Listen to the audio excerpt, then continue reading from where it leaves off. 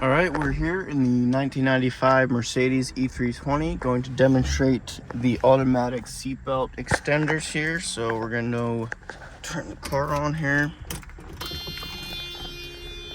That comes out, close the door, and driver's side extends. Put the seatbelt on,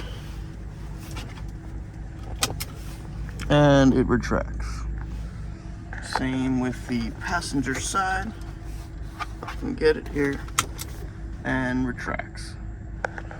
And addressing number 2, we have the interior center console there.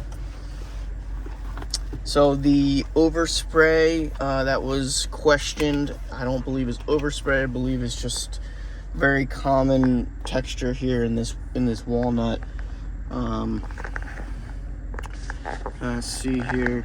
It's in very good condition, but this is a very common appearance in these 90s Mercedes with this walnut, as well as the shift knob. Someone asked if this was an OEM shift knob. I do believe this is the OEM knob. It comes from factory.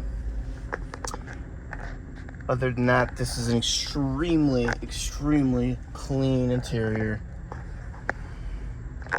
Thanks for watching. Good luck at the auction.